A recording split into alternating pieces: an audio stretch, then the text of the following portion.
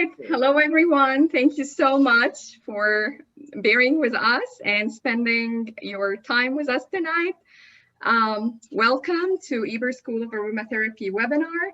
And for those who don't know me, my name is Ragda Abdel Maksoud. I have 20 years of experience in global business development and supply chain in the fragrance, flavors, and essential oils industry. I'm an advanced clinical aromatherapist and the founder of Ebers School of Aromatherapy and Ebers Consulting. And today's webinar will be presented by my good friend, Dr. Justin Frederico from Creative Accord. And Justin is not only an amazing chemist, perfumer, but he has a lot of experience in the natural product chemistry and perfumery industry. He's also holding a postdoctorate degree in study of natural products from the University of Columbia. And he was the leading head researcher for the industrial hemp under the Pennsylvania Department of Agriculture permit. And as Aristotle said, quality is not an act, it is a habit. And because we're talking about quality, which is the backbone of every single step in the industry, whatever this industry is. Today, we will be talking about essential oil testing. And Justin, thank you so much for being here with us tonight, and welcome to the first webinar in 2021. And Happy New Year, everyone. I forgot to say it, Happy New Year. So without further ado, Justin, please introduce yourself. Oh, good evening, everybody, and Happy New Year to everyone. Ragda, thank you for having me here today. It's a pleasure to work with you again. I've enjoyed us working together in the past on essential oils, and your experience in aromatherapy really is extremely useful in the products that we've done together, and I look forward to us working together in the future. And everybody sit back and please watch the slide. I'm going to move things along now. Justin, thank you. We can't see you though. I think your video is still off. Can you try to put the video on? Sure. So you don't see my slides? No? We see the slides, but we can't see you. Oh, you don't see me. Oh, okay. Let me give me a second here. And everybody, this webinar will be recorded for quality purposes. And when we finish the webinar tonight, we will send you emails with the certificate of attendance and the contact information for Creative Accord and for Justin. Well, thank you, Justin. I will put my camera, my mic off and my camera, and we will be taking Q&A at the end of the webinar. On the chat, and then we will open the mic so everyone can have a chance to ask his questions, and I'll stop talking. Here you go. Sure, thank you. So today we're going to be talking about essential oil testing, and I'm going to put emphasis on that, on the aromatherapy field. Oh, sorry, I touched my screen, sorry about that. So here at Creative Accord, who are we? Well, we're an independent laboratory, which means by that is we're not associated with the government or trade association or other industry or essential manufacturer. We're a truly independent laboratory. It is a woman-owned laboratory. It is owned by Justin Fredericko, who I know very intimately because she was my wife. And we've been running Creative Accord since 2014. My part in everything is I am the technical director of the company, and I oversee the testing for essentials inside the company. We are a certified company. We're an ISO 17025 company. What that means is we are certified under ISO as a laboratory, and we are certified to run essential oils. We use a variety of methodologies to do our testing, depending on what our clients need. We use the ISO methodology, which is internationally recognized. We do the Food Chemical Codex, and And we do other testing methodology as well. We test, as you mentioned, essential oils, botanicals as well. And that stems from our work within hemp somewhat. We also test consumer products, flavors and fragrances. And as Ragda mentioned, we spearheaded working well with the Department of Agriculture here in Pennsylvania to introduce hemp into the state. And we're heavily involved in the testing of hemp as it came in. And we do quite a bit of a GC and HPLC work. And also in-house, we do other testing besides that to give you a more complete certificate of analysis. We do specific gravity testing, optical rotation, refractive index, melting point, flashpoint, observations with a microscope. We also do distillation and extraction of essentials and botanicals to help companies pilot plant their operations. And we provide mold and mildew testing, terpene analysis in-house, but heavy metals is outside. So I'll just let you know, we outsource mold and mildew and heavy metal testing. We stick to our specializations really. A little bit more about the importance of a certification. As you can see, it's a little bit small, but this is our accreditation. We're accredited by Perry Johnson Laboratories, and we have our ISO number. And you see here on the second page, right around here, you can see that we actually are in the scope of our accreditation certified to test essential oils and a variety of other materials as well. But like I said, I'm just going to emphasize the essential oils this evening. Some of the important aspects that bring us all together tonight is the quality of the essential oils. And the quality is really important for essential oils as they're an important ingredient for a variety of uses. They're used in foods, for flavor, for odor, used in medicine. They can be used as a preservative. And they're also in a variety of consumer products. Most of you here have great interest in aromatherapy products, fragrances, cosmetics, home care, and laundry, and personal wash. So essential oils really have a great amount of use in our society. Now, why is it so important to be testing essential oils? Right? That's because it's a high cost ingredient in your formulations, in your use. And it's important to keep that quality up because since it is costly, there can be adulteration taking place. Sad as that is, that's what the game is that we're trying to fight against. Now, the other things that can affect quality, besides outright adulteration, is that there can be variations in quality due to harvest time, the part of the plant is taken from, the processing, the geographical location the plant is grown in can affect the essential quality, as well as storage. Maybe it's older than that season, and also the shelf life. So there might be fraud in a sample, and that's what we're going to talk about this evening. So we're going to work on is figuring out how to determine and establish and maintain our quality for a material that will have then a good flavor if it's used that way, a good odor if it's used that way, but above all, to be safe. And when it comes to aromatherapy, that's what I see mostly people are interested in, is making sure the ingredients they use are safe. And the way we hinge all that is us being a certified laboratory in ISO, and we maintain that.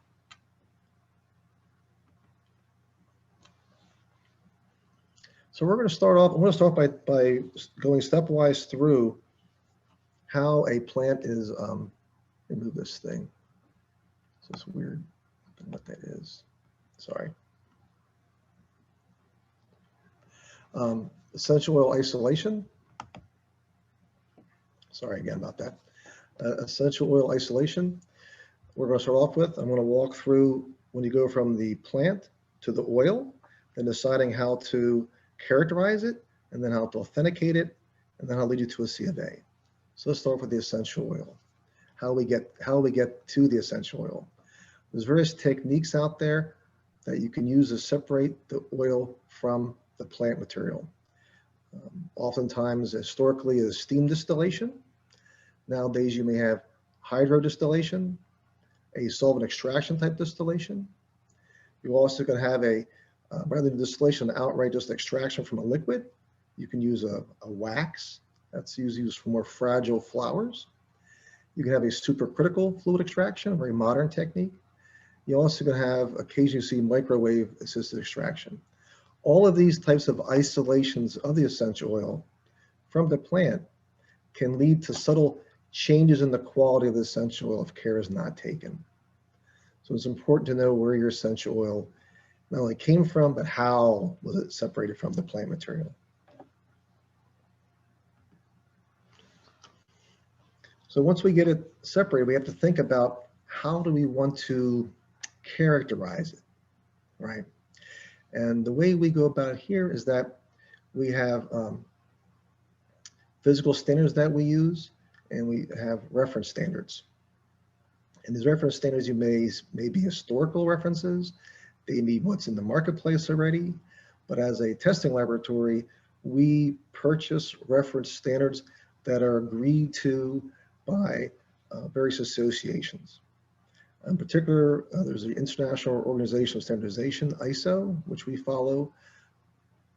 Part of them is ANSI, that's the American part of ISO. You also see companies such as AFNOR in France. They also are umbrellaed under ISO. We also may use national pharmacopoeias. There's the US Pharmacopoeia and the British Pharmacopoeia. All of these mention essential oils and can be used and have data in them that will be useful for the characterization. You also may see essentials being qualified by the FCC, the Food Chemical Codex. And there's also some characterization techniques.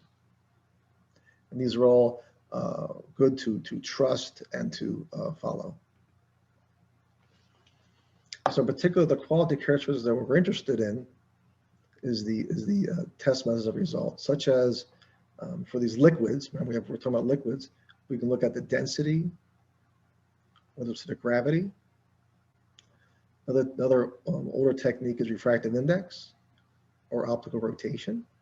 Remember, refractive index looks at the light passing through the liquid and then changing angle as it comes out. That's why it's called refractive index. Optical rotation is the ability of that liquid to change plane polarized light as it goes through it. And these are all characterizations which are known, understood, and recorded. You may look at the miscibility in ethanol or other solvent. You may be interested in the acid value as it can affect the skin. And a very powerful technique, which we will get into more, is the chromographic profile. Some other tests which are useful for essential oils and you may want to be aware of is its Flashpoint, right, depending on what you're doing with it, and the color and odor.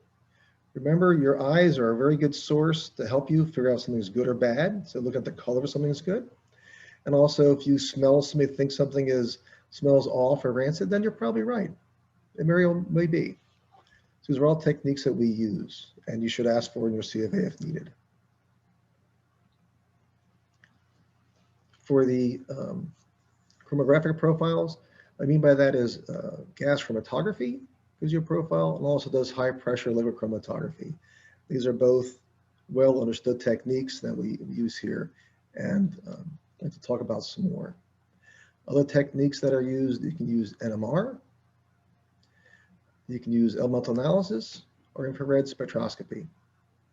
These techniques are not as common as some of the other ones, and they're also more expensive, but they are out there and can be used in special cases. With the chromographic profiles, it's very interesting to see once you get something separated into those component pieces, you want to be able to detect them. So you may use FID, which is flame ionization detection, which is a classic technique and very useful and very well understood. The other one is mass spectrometric detector. That is an advantage over FID, and that is able to give you the mass spectrum, which gives you much more of a fingerprint of the material. You also may choose to use a nitrogen and phosphorus detector if you have nitrogen or phosphorus in your essential oil. You can also use olfactometry which is the ability to smell the material, smell the components. Then you have thermal conductivity detector, which again can look at moisture, what's inside the bottle. And an interesting technique, which is very high end, but you may bump into, is IRMS, which is isotope ratio mass spectrometry. And all of these ones right here are all done after the material is separated by the gas chromatograph. And that's the detector. Right here is an FID detector, but you may connect this to any of these detectors mentioned here.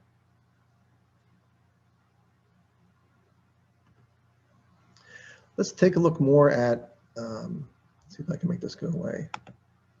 Oh, thank goodness. I'll get that thing to go away. Oh, good. Let's take a look at the gas chromatographs. As you look here, you'll see this sandalwood East Indian chromatogram. It's this little square here. And here we have sandalwood Australian. Let's take a pause and look at these two gas chromatograms. In the sandalwood East Indian, the chromatogram travels from left to right, and the intensity of the ingredient goes from top to bottom. So without knowing anything about chromatography, we can see that the chromatogram has a couple little peaks. These are all little peaks, and then a couple big peaks. That's all I really want you to pay attention to right now. Then sandalwood Australia, on the other hand, has some small peaks, then has two little bit larger peaks relative to these, then has three big peaks. So comparing the two, you would say, okay, this one has three little peaks, this one has two big peaks, this has a bunch of little peaks, two medium-sized peaks, and three big peaks. Just that generally I want you to look at it for. Now, if we were to take a look at a sample, here's a sample called sample 1, all right? It's just this little square here. You see, I identified these three little peaks here as the components of santalene, which is a critical ingredient in sandalwood, East Indian, and also in all sandalwoods, but particularly pronounced in sandalwood East Indian. And then we have two large peaks. This one here is being santalol. So if you just take this as a profile, these three peaks, right? Two big peaks, no medium-sized peaks here. So these two look very similar. These two do not look as similar.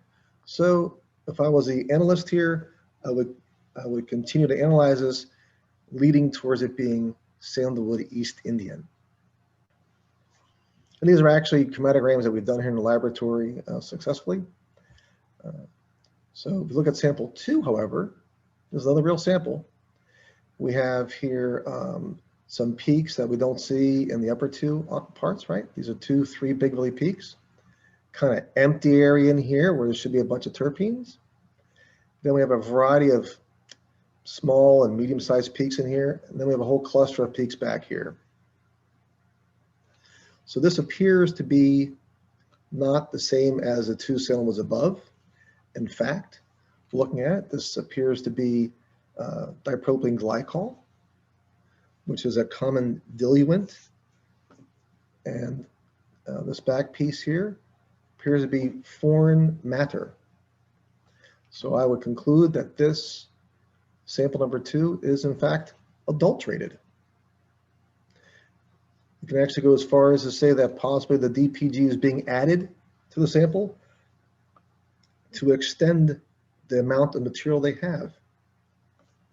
Possibly this foreign material back here may be from other plants or parts of the plant. It could be some bark, or it could be some part of the leaves that was extracted and came through. So we would again say this is adulterated. And these, again, this is a chromatogram of FID. So all we're looking at here is the time it came to take out and the intensity of the peak. Let's Look at this chromatogram here. It says gas, this is another gas chromatograph, and this is with MS. And in this, oops, sorry, touch the screen. In this chromatogram, I want to show you that these peaks that are coming out on the chromatogram, the beauty of a mass spec is it can take a slice of this chromatogram and look at the ions that lay under it. And this is called a fragmentation pattern, because as the particular molecule enters the mass spec, it decays and its molecular weight decreases in a systematic reproducible pattern. And that pattern allows us to repeatedly identify what that peak is. And we store that in a library, and we can recall that whenever we see that fragmentation pattern again. It lends itself to identification. When you receive a gas chromatogram, let's say for your use, there's a few things you want to pay attention to. This is an example, by the way, of sage. And in this chromatogram here, we see there's a number of the compounds are all numbered. They have a time they came out, that's called the retention time. And we have the percentage of amount, which is very important to us. And FID will give us these first three columns. And then we hook this up to a mass spectrophotometer using our library. We're able to identify what the actual peaks are. And the quality of that match, that library match, is this column here. And your column matches should always be very, very high, in the high 90s. So this is a very powerful technique. But there are other techniques that are available as well, which are less common, which I'd like to show you a little bit about, which is chiral gas chromatography. I'm showing you this one because I think it's very important for aromatherapy. You're commonly interested in something adulterated. Also, is something not even adulterated, but is it from a natural source? In today's modern age, you can take chemicals from a petroleum stream and purge those materials and make some of the constituents that you'll find in essential oil. And some, you may find those materials used to supplement an essential oil, which would be considered adulteration, but it's very hard to detect. Because up here in this example, for instance, here we have in yellow, pinene beta. And pinene is a woody note and a very common ingredient in essential oils. But if you look here, we can take the pinene, the peak that's pinene, and run it through a chiral column, which will separate its enantiomers. Because Mother Nature makes beta pinene in almost every, not almost, makes all of its materials in a plus or minus angle, or left or right, or you may hear D and L or R and S. All these are connotations for a handedness to the material. So again, if we were to pass the pinene through a chiral column, then look at what we came out. Both these peaks came from this one, and both these peaks are pinene, which are separated. And one's the minus pinene, and one's the plus pinene. They may have different properties. They may smell a little bit different. They may interact with your body differently. So it's an important technique to be aware of that it's available. One of the interesting aspects is if we were, Mother Nature usually does things in a 4:6 ratio or an 80:20 ratio. It never does anything in a 50:50 ratio. What I mean by that is we do not have equal quantities of the minus and the plus beta pinene. Okay, that's what Mother Nature does always. If this was an equal quantity, which it is not, that would lead me to believe this is from petroleum. So this is a strong technique to separate out natural from non-natural. Or if someone takes a non-natural pinene and pours it into their mixture to accentuate the peaks, I will be able to detect that difference. Another interesting technique that we don't do here, but is very useful, it's an expensive technique, is isotope ratio mass spectroscopy. And that looks at the isotopic abundance of the atoms that are in the essential oil. And again, it can, by using that ratio, it can tell if it came from a natural source like a plant, or if it came from the origin of oil, crude oil, that is. Just to make you aware. So with all these various techniques that we use, this will lead us to be able to make a solid identification of the essential oil. This is referred to as authentication. So again, we're using physical reference standards, which are known and agreed to, and those are found in our various methodologies. In this case, the ISO methodology or other methodology, and we use a GCMS with it. So when you combine the two techniques, physical standards and GC, it's good. We could also use the chiral column or the RMS. Now the tools for our authentication are numerous. As a consumer of essential oils, you want to look for a supplier that gives you a certificate of analysis, that they're using an accredited laboratory, and that's accredited at ISO 17025. And that's very specific because you're looking for the laboratory to do a very good job. Other ISO certifications are not about the laboratory, they're about businesses. You want to make sure it's ISO 17025. And then again, you want to look at their scope to make sure they have a scope of testing essential oils. Then once you get past that hurdle, you want to make sure they're employing analytical methodology, which is appropriate for your essential oil. You want to make sure they have intimate knowledge of the essential oil, thereby maintaining reference standards, physical standards, actually having samples of these things, databases, and have supplemented by modern published articles. Articles are very important because where there is geographical differences, and like says for lavender, there's over 20 different well-established varieties of lavender. Some of them are due to their geographical location, and it takes articles to actually make sure you find them all. They're all available. It's also good to make sure they have an essential oil library. Thereby they have the values of the physical standards, know what those values are. So to speak, even by phrases, if you have somebody attest, let's say, refractive index, you want to make sure they have a library of refractive index values to rely upon that is modern and upkept. You also make sure they have an essential chromatographic library. That's a more complicated technique, right, using GC. And you want to make sure they have libraries for that are appropriate. And then it's also good to have a database where it combines various data points into a cohesive matrix, such as retention times, the amounts, the abundances. Another thing to look for and to use is to make sure they're aware of a list of adulterants. It's like being a detective. You're always trying to find something that's wrong, because the adulterers are clever. And then the paperwork you're handed by the provider, a certificate of analysis, going to make sure it has the unique identification of who they are, the lot number, the botanical name for the essential you want to purchase. You want to make sure it identifies what methods by name were used, and the details of that value, its comparison of those results. You also want to make sure it's signed. You also want to put their name on it and date it.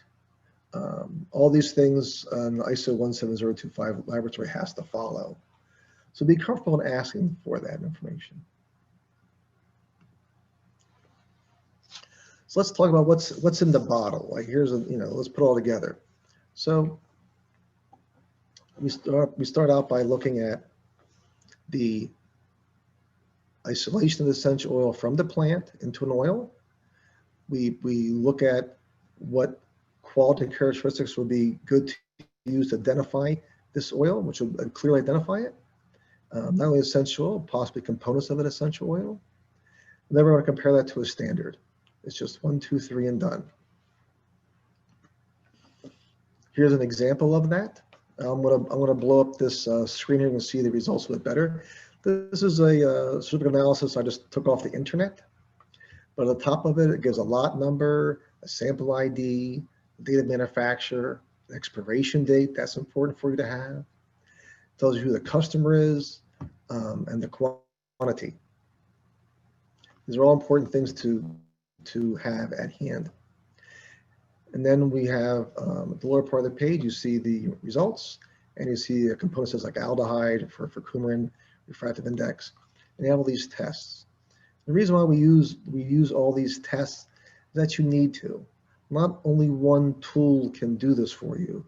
Sure, GC and HPLC are very strong tools, but if the chromatogram looks okay, that's a very good sign. But the GC works on the fact that it's volatile and semi-volatile components, right, of the essential, right? You can smell it in the air. But if they were to add something that was non-volatile and non-detectable, which is possible, non-detectable by GC, that's what you need the other tests for. That's why you want to do things like take the refractive index, because that'll pick up that other liquid they added in. Or the specific gravity will be off, right? Because they're not using the same, they're using a different, the adulterant is not an essential, so it has a different refractive index, has a different specific gravity. And that'll show up in the test because the value will not be correct. So by looking at these different characteristics, that's how we're going to establish our quality. Let me blow that picture up for you so you can see a little better. So here you see how in this result here, they broke out the aldehyde and the furfural content. That was important to them. That was done by GC. Then the optical rotation is another test you can do. And then they do refractive index, and they also do specific gravity. They do specific gravity at 2 temperatures. That will lead me to believe that specific gravity is rather critical for them, a critical characteristic for that bit of work. And then you have like a flashpoint, and they also have who's approved and a date. So this is like a typical sort of analysis you would see, and all these pieces are important to you.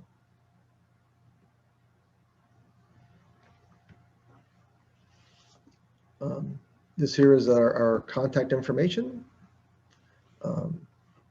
for Creative Accord.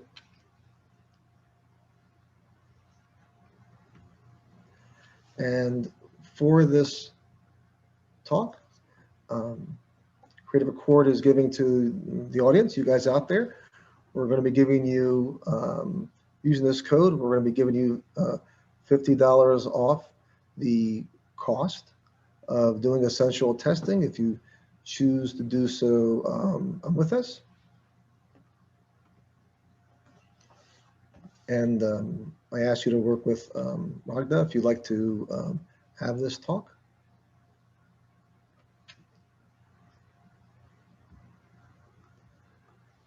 And that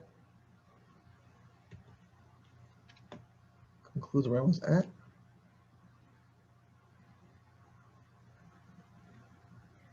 Well, Justin, thank you so much. This was so informative.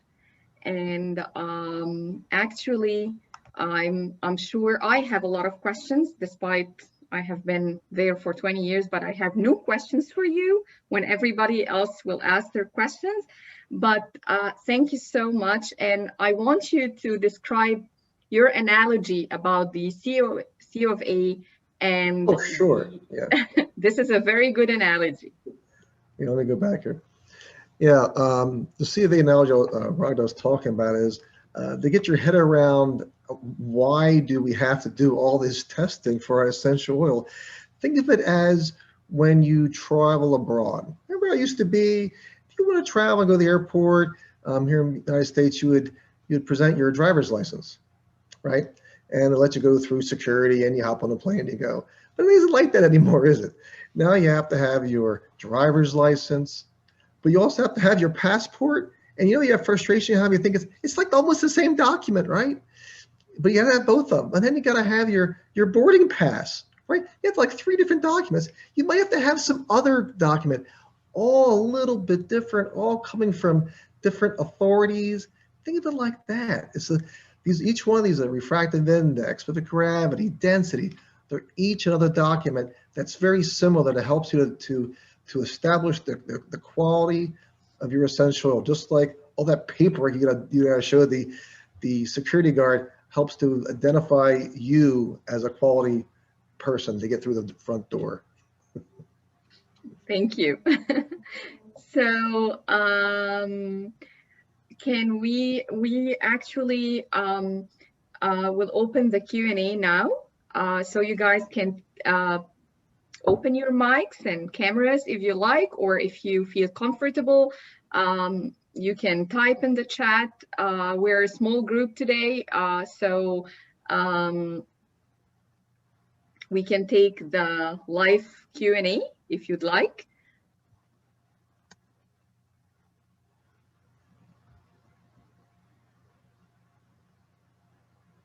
Any questions? Let me see if I can unmute all.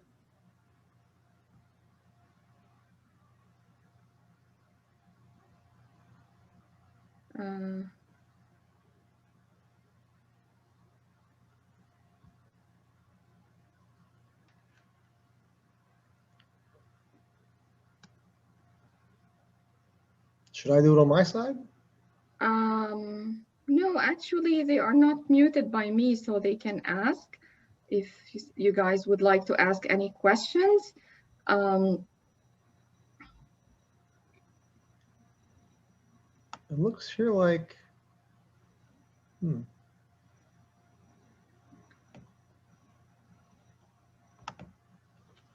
Yeah. So Justin, I actually have a couple of questions for you. Sure. So one of them is C14 test. Mm-hmm. So what is a C14 test for people who are with us today and they never did a C14 test before? What is used for and why it is important in some time? Oh, a C14 test has to do with the isotopic abundance of the carbon that is naturally occurring in everything.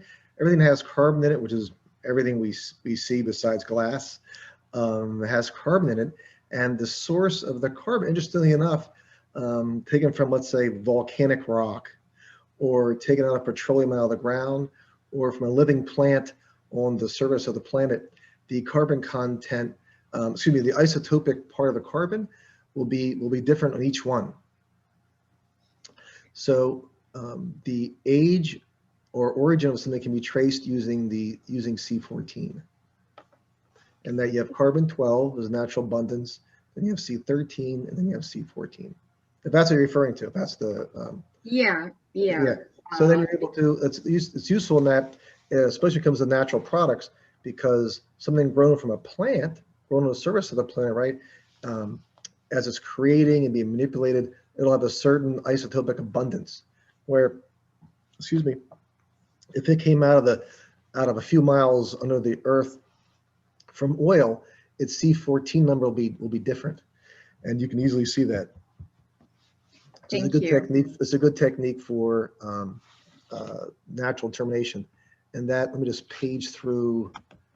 Let me see if I can just page through this. This harks to this technique here, this isotope ratio mass spectroscopy. That's part of that. This is actually more sophisticated than straight C14. This is look at the carbon, the hydrogen, the oxygen, nitrogen that's in the essential oil.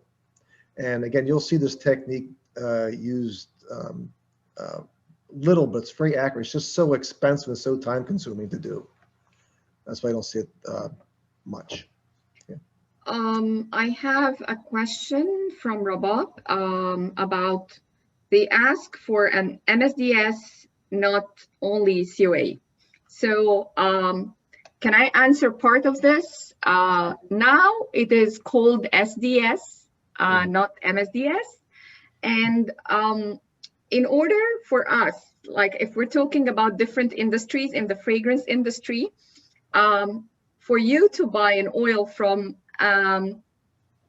approved vendor and you trust this vendor, we don't ask for a GCMS.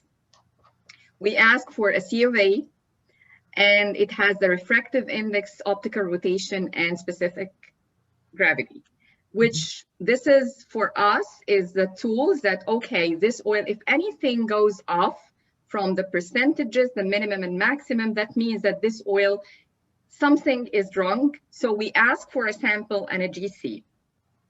The SDS is more for the logistics part of it. So if you're transporting, moving essential oils from part to part or any product, you should know the flashpoints, whether it's a dangerous material or not, which class, how to store it, special first aid when something happens. So it's more like a safety document. So do you want, Justin, you want to add anything for that? Sure. Right. The MSDS is an older term. It was removed, I think, like 3 years ago now. We went to a safety data sheet. They took the M off of it, but much more happened besides just taking the M off of it. It's a global standard now for SDSs. All the major countries got together and decided on some rules, and those rules are referred to as GHS. That's Global Harmonized System. So then we could all see the same information in the same way, and it worked out very good. And the SDSs are governed in the United States, are governed under OSHA, under the labor laws. Because an SDS is for just like Lida says, give you tell you how to transport it. It gives you some chemical knowledge such as flashpoint. That's a dangerous part about an essential oil. This gives you information about spills. If you spill it, what to do about spilling it. It'll also give you the regulations as its uses are. And there's an 18 parts to an SDS, and you will find a limited in its usefulness beyond being a regulatory document. The more useful document beyond that is the C of A. Generally, I recommend people, when you want to purchase let's say a pail or a drum of essential oil, I often tell people ask for the C of A, ask for the SDS, also ask for a technical bulletin. And what do I mean by technical bulletin? Well, essential oils can be used in a variety of industries, and you just want to make sure that what you're buying is what you think you're buying. Because sometimes you may find that the material you're purchasing is not appropriate for what you want to do with it. Maybe you want to put it on skin, or maybe you want to put it in food. So you want to make sure the technical bulletin will tell you that it's appropriate for food use. Thank you, Justin. Yeah, so ask for those 3 pieces. Yeah, Justin, can you give me hosting back? I guess they are all muted. I don't know why. Sure.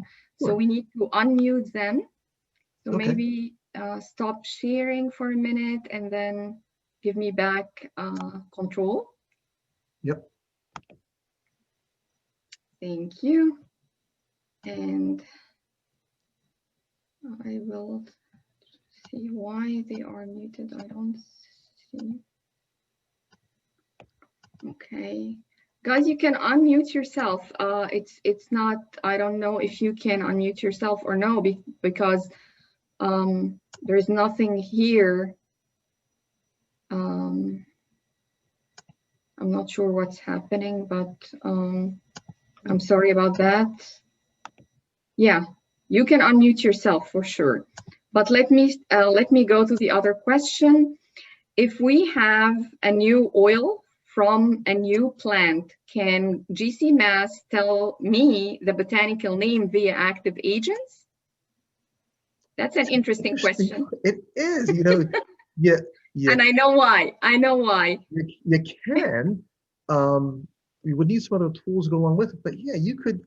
Yeah, if you have a big enough database, and you could. You probably want to go with the GC-Mass. You probably also want to have the leaves examined and the bark of the plant examined. But yes, you can get really far if you know the chromatogram of the oil you're talking about. Yeah. So I guess the question is from Rabab. Rabab is one of my students, and she is actually a chemist, and she's distilling new products in Egypt. That's why she's asking this question, because we've been on a lot of talks and calls like, how do I know that this is the good distillation, or which is a good question. How can she know that the distillation she done to this particular part of the plant that never been distilled before is a good oil, apart from running it through the GC, and then the library will tell her if there is no historical library for that. Well, let me talk about the first part for Rabib. If you take the plant, you mentioned the phrase, is it a good distillation? Let me talk about that part. So the way you decide if you did a good distillation, it takes a little bit of work. What you would do is you would do a number of distillations, making sure you didn't miss the forerunner, the very early part that comes out. You also make sure that at the end of it, that you don't burn anything, but yet you removed everything. So it'll be a series of distillations to do to achieve that. But how would you know it was good? Well, one would be, did you get all the various potential volatile components out? That'd be one thing, and you would do that by excessively heating the material to make sure everything left, right? And then you did a good job. You'd want to examine it, make sure you didn't polymerize anything, for instance. What do I mean by that? Well, for instance, when you do distillations and you do them too hot, some of the simple terpenes, like myrcene, can polymerize. So you want to look in your distillation fraction, make sure you have no dimyrcene in there. It'll show up later on in the chromatogram.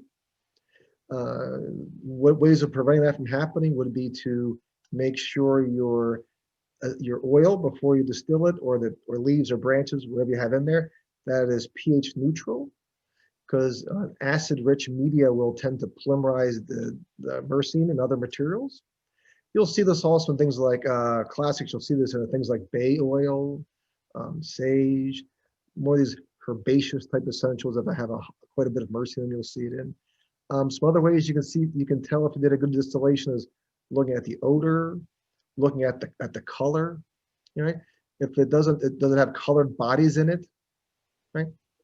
Because those would be indications that it was burned or has instability in with it. Yeah, those are some tips right off the bat I can think of to make sure. It's an excellent question. I really enjoy that. Yeah, I do this kind of work. We do research here as well, and we help clients who want to scale things up and are developing things, and it's interesting to see. Use a couple different techniques. Yeah, it's a lot like cooking in a way. It really is like cooking. I know, and it's very we love research and we love new things. Remember the juniper oxycedrus from Albania, who was not in any pharmacopoeia or FCC. That was really a good one to work on. Yeah. So Ginger is asking, how common is it to have adulteration from petroleum products? From what kind of products again? Petroleum products. Oh, adulteration from petroleum products. Does Ginger mean to say she's analyzing petroleum products, or she's analyzing essential oils that could be adulterated with petroleum products? Yeah, she wants to know how common is it is it that there is petroleum adulteration? Oh, okay. Thank you. It's common. Very common. I don't say that lightly. There's reasons why. Let's pretend we're adulterators, right? We put our adulterators hat on. What adulterators want to do is they want to sell an expensive product that they're going to run out of. So what they'll do is they'll take a cheap, non-odorous material like mineral oil or very tall oil fractions. They're from petroleum. They're very cheap. They'll mix with the essential oil, and they're hard to detect with just using your eyes. And when you do a chromatogram on them, They won't show up in certain fractions. However, what I tend to do, just so you know, I reveal some of my secrets, I do a chromatogram, and I do it so long that I get semi-volatile to even less semi-volatile materials come out, such as mineral oil. If you don't want to do that length of time, then you would also do, like I mentioned before, use a variety of techniques. So when you do the refractive index on this material, which has a petroleum product in it, the number will be off, and you'll know. And the optical rotation will be off as well. So right off the bat, those two will do it. If you do a flash point on it, the flash point will be depressed somewhat. So there's things to look for. And since I'm familiar with adulteration, I know what I'm looking for. But the basic is it needs to match the standards that you purchased and you own. And the difference becomes apparent then. And for our laboratory, we often get calls, funny enough, not for routine work. We get calls all the time because somebody has a problem. So there's a problem with adulteration, and then we go to work and we give the support that they need to clearly show that. And every time we've done that for a client, they go back to the supplier, and the supplier changes their tune. Yeah, it's very important because there is a lot of adulteration in the market. A lot of people are cutting the oil with adding almond oil or any other kind of carrier oil. Sometimes I have seen people adding kerosene sometimes, or you know, so because it's expensive and people wants to make sure that they are paying for a pure and natural product, and they're getting what they pay for. So again, it goes back to where you're buying from. Are you confident in the supplier or not, and whether they do have the proper documentation? Yep. Yeah. And that's where the documentation really comes into play. Yeah. Any other questions?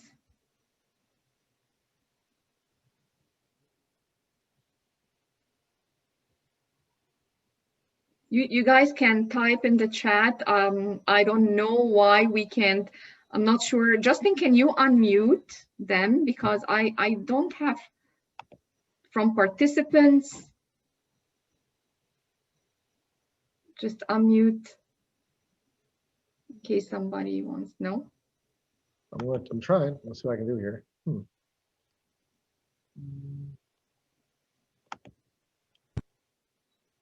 Yeah, so they actually can unmute. Okay. I don't think that there is other questions unless you guys want to ask Justin anything before we end today's webinar. Justin, this was really great. Every time I learned something new. And me too. I always enjoy our interaction. I really do enjoy aromatherapy, and I think it's very useful to have it in our lives. I really like it expanding in the United States and people paying attention to the benefits that essential oils bring to us. It's a wonderful topic and intricate part of our lives here.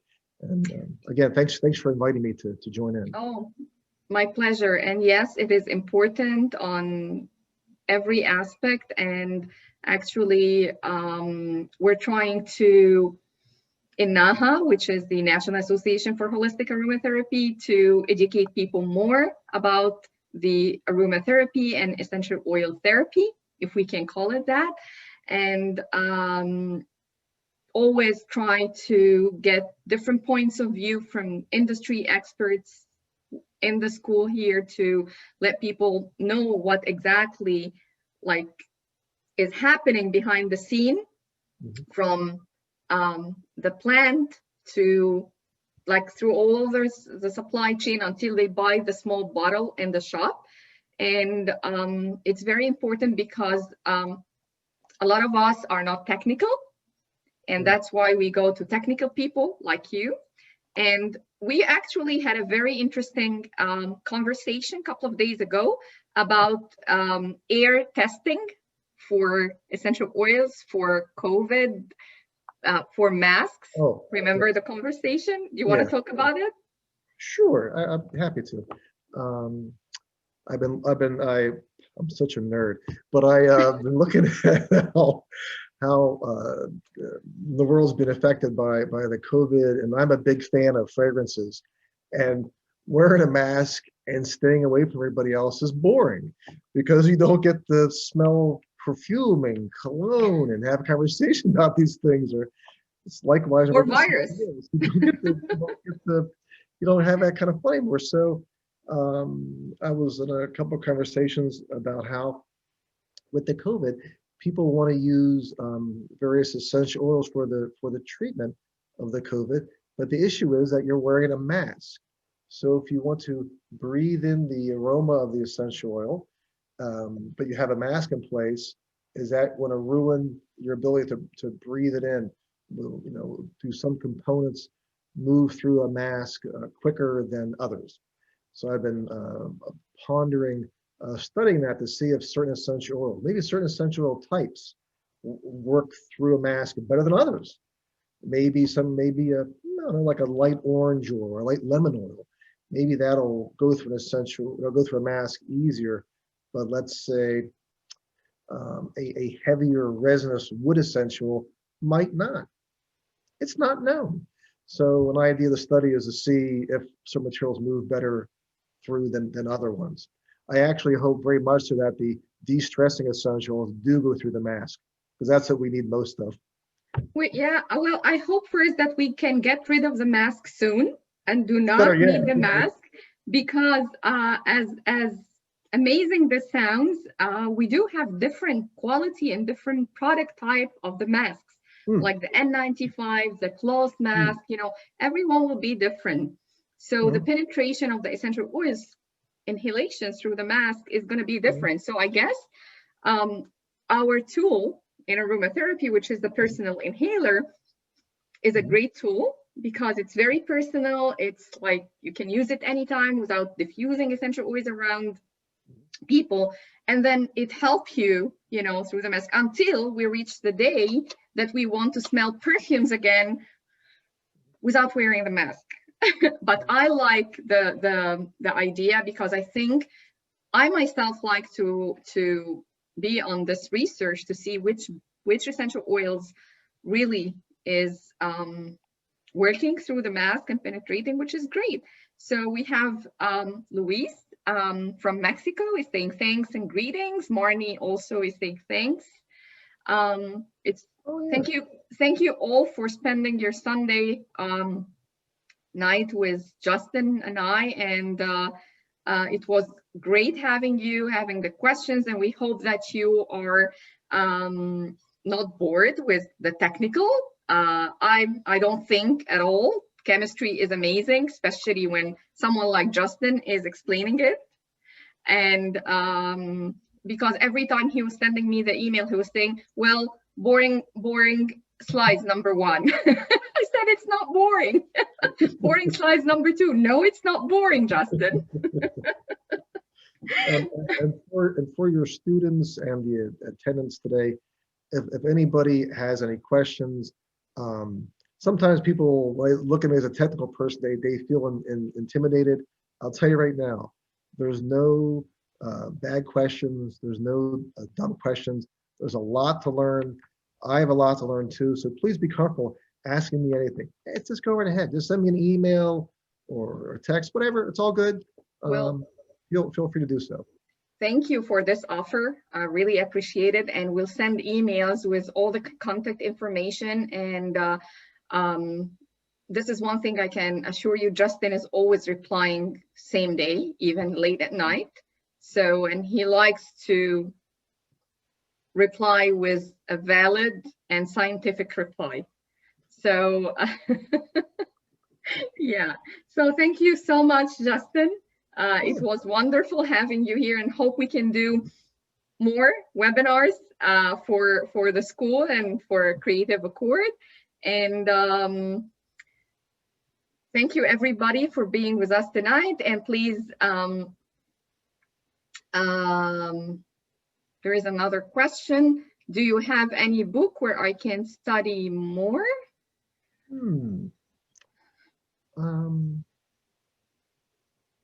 Well, analytical chemistry, such boring books, but those could, you know, I find them interesting. I would recommend reading them at night so you have no trouble sleeping. But an analytical chemistry book that shows methodology would be good. And there's quite a few articles out there on essential oils and testing that are fine to read. There's some review articles which are less common, and those are usually very good because they'll give you some adulterants. They'll actually mention the chemicals that are used. They're pretty good. Well, I also see a question here from Sharon. She mentions about hydrosols, and she uses pH paper to test them. Oh, I didn't see that question. Good job, That's Justin. interesting. Yeah, the pH paper would be give the pH of the aqueous hydrosol layer. That's a good idea to do that. Actually, use the pH paper to make sure it's around pH 7 and you know, no smaller than 5 or 4.5 for the skin. That's a good idea. Is it the only test that she can do for the hydrosol? Oh, well, no, there's actually quite a few. Just about all the techniques we described here today can be used. The most effective actually for hydrosols, which I tend to do, is I'll actually take the hydrosol and extract it to see what's in the water. You know, what's in the water, what's in the hydrosol itself, and then analyze that to make sure that come from the material that they believe it to come from. You know, with the hydrosols, is you take the plant material and the water, and then you begin to distill it. The oil is carried over with the water into the receiver, and then they're sowing that water layer. Right, that's the basic hydrosol is, and then hydrosol water has a small amount of an essential fraction in it. Hopefully, done the way it should be done is the hydrosol should be formed completely. What I mean by that is the plant material and the water are mixed. It is distilled until it is empty, and you don't remove any material from the receiver. So when you finally have the receiver and you're finally done, you have all the components at the right ratio in there. What usually happens is they'll start to take off. I've seen this before. They'll take off the beginning fractions of the water, and that has some of the components of the essential in it. And then as time marches on and they keep on distilling, the later or heavier material come out, and that's in that hydrosol fraction. So you want to be careful. That's hard to, you know, you don't know as a purchaser what you're buying. So you do want to look for all the components. We do GC on those. Being as there's mostly water material, a lot of the tests are not that useful because there's so much water present. So you have to concentrate them first. Yeah. But then you can find out the concentration of the essential oil in the water, and that gives you a real question of how much essential oil do you have in that water. Thereby, you're able to figure out, hey, is this something I want to purchase or not? Yeah, right? You could take a pound of, let's say a pound of parsley, and you can hydrodistill that in a gallon of water. Or you could have distilled that in 10 gallons of water. Right? But I would think you'd want to purchase the 1 gallon batch because that will have more of the parsley oil in it. So those kind of thoughts you got to think about with hydrosols. Yeah, she said that she is getting reports from the companies, so I guess this will be good to look at. Yeah. Just look at the reports. Justin, for the articles and the peer reviews and the that Louise asked about it, can you share this so we can send it in the email to everybody? Share it with me after the webinar tomorrow, just the links so we can send it to them. Sure, let me I'll find some. Thank you so much. Yeah. All right, so Again, thank you everybody for being here tonight. And thank you, Justin, again, for this beautiful and wonderful webinar about essential oil testing. And hope to see you soon again. Likewise. Okay, thank you. I hope everybody has a very good 2021. And I want everybody to take care of themselves and each other. Yeah, thank you. And I apologize about the technical issue about the unmute, but there is a lot of glitches in Zoom these days, so we're fixing.